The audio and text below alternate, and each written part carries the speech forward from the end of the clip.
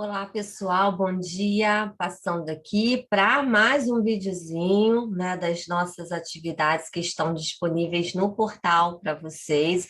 Espero que estejam todos bem. Hoje a gente vai falar sobre República Oligárquica, né? Esse período ele ficou convencionado, né, a se chamar período da República Oligárquica, porque foi durante esse momento que a gente tem ali o poder político sob o domínio das oligarquias rurais, dos grupos, né, que têm poder, que são grupos rurais ligados, né, à produção rural. Em especial, a gente vai ter a ação muito ativa de dois grupos, de duas oligarquias, a oligarquia de São Paulo e a oligarquia de Minas Gerais. Nesse período, né, algumas práticas políticas ficaram muito conhecidas, foram muito difundidas. Dentre essas práticas políticas, a gente vai falar hoje da denominada política dos governadores. A política dos governadores era uma prática onde os governadores estaduais, né, os governadores dos estados, eles vão apoiar o presidente da República, garantindo que nas eleições de deputados e senadores, os aliados do presidente sejam eleitos. E, obviamente, para garantir isso, a gente vai ter fraude, a gente vai ter votos que são obrigados, né? A gente não tem uma perspectiva ali de democracia republicana, né? Das pessoas escolherem os seus candidatos. Muitos desses governadores, eles vão fazer aliança com os coronéis, que eram homens muito ricos e poderosos dos rincões do Brasil, do interior do Brasil, e esses coronéis ali, né, obrigavam a sua família e os seus agregados a votar no candidato escolhido lá pelo governador, que era o candidato escolhido pelo presidente em última instância. Então, é ali uma prática política corrupta, obviamente, né, gente?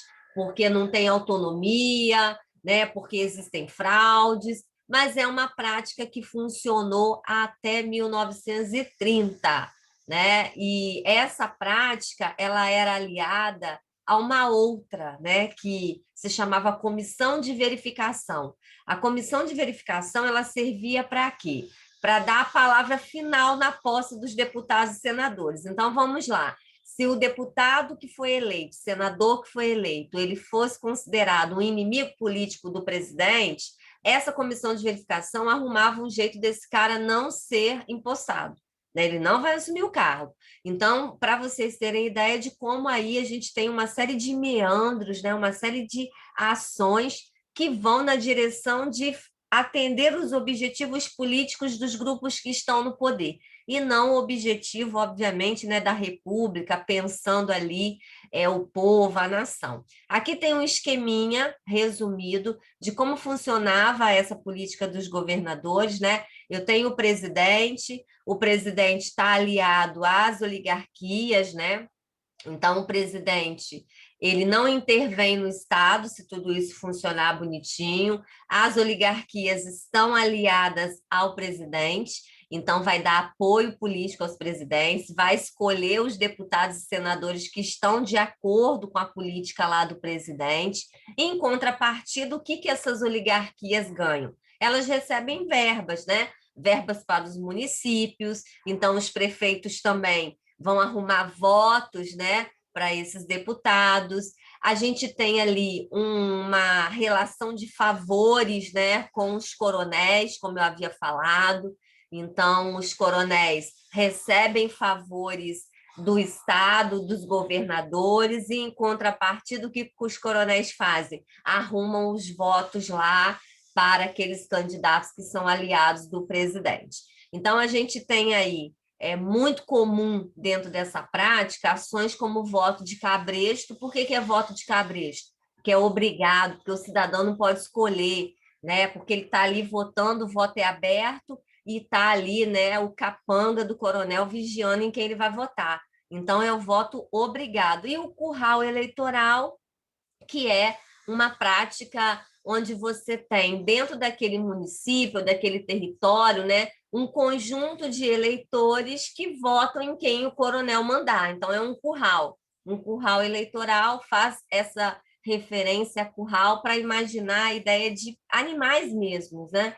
Que não pensam, que vão só obedecer. Então, essa política, como eu falei, ela vai perdurar até 1930, né? Dentro desse contexto da política oligárquica, a gente também tem uma outra atividade que vai ser chamada de política do café com leite. O que significa isso? Como eu tenho uma política das oligarquias, né, são os grupos oligárquicos que estão no poder, nesse momento eu tenho uma alternância do poder. Só que a alternância fica entre as oligarquias de São Paulo e as oligarquias de Minas Gerais. Café com leite por quê? Porque São Paulo era um grande produtor de café e Minas Gerais produtor de leite e derivados, né? Então ficou assim chamado, apelidado de política do café com leite. Em um determinado mandato, governava um representante da política oligárquica de São Paulo, no outro mandato era substituído por um político de Minas Gerais. Ora, como que isso pode funcionar dessa forma, né? Exatamente assim, um mandato São Paulo, outro mandato Minas Gerais. Só pode funcionar assim se eu usar aquela política dos governadores lá, se eu usar aquela prática corruptiva, né, e desviante de escolha de candidatos. Então, é tudo combinado para vocês imaginarem aí o nível, né, de corrupção que a gente tem nesse contexto. Ainda no contexto da República Oligárquica, a gente vai falar um pouquinho sobre a política econômica, né? Como era a política econômica nesse contexto? Bom, o governo desse contexto, ele defendia que o Brasil fosse um importador de produtos industrializados, a gente não fabricava produtos industrializados. Então, a gente comprava de fora, da Inglaterra, por exemplo, e que a gente exportasse, ou seja, a gente vendesse gêneros agrícolas, especialmente café. O café era considerado nosso ouro negro, né? Então, nesse período, a gente é importador de produtos industrializados e exportador de produtos agrícolas, e especialmente café.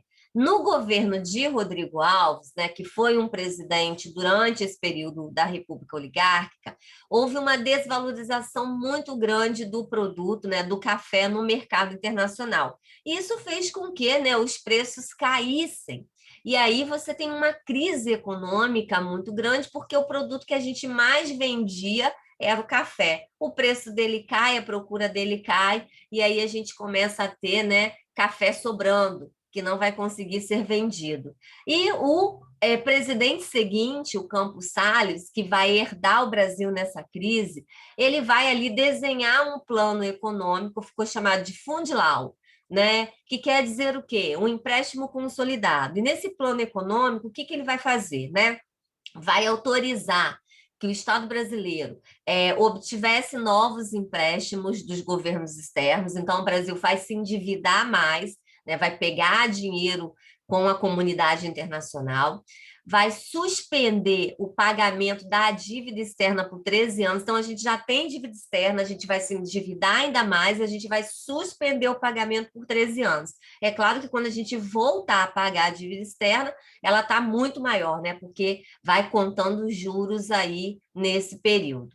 Esse plano econômico, Fundilau, ele tem como ação, compromisso, combater a inflação, que é a alta desse preço, desse custo de vida, né? E vai também fixar algumas rendas alfandegárias, né, na entrada de produtos, principalmente no Rio de Janeiro, porque era uma forma de quê? De garantir para os banqueiros, que eu tomei empréstimo, né, os banqueiros internacionais, que eu estou conseguindo organizar a minha casa e vou conseguir pagar esses empréstimos mais lá na frente. Então, esse plano aqui econômico, ele foi uma saída pensada ali por Campos Salles para poder minimizar os impactos dessa crise. O que o plano consegue? Ele consegue conter a crise, né? A gente tem uma contenção dessa crise, mas ele vai aumentar o desemprego, ele vai causar uma queda na qualidade de vida da população, porque você tem impostos, você tem um custo de vida mais alto, você tem menos dinheiro circulando, menos poder de compra. O auge dessa crise vai ser em 1906, né? Porque em 1906 a gente tem um crescimento muito grande da produção do café, a lavoura cafeira está expandindo, mas o consumo não acompanhou. Então, o que eu tenho? Eu tenho muito café e tenho pouca gente para consumir, para comprar.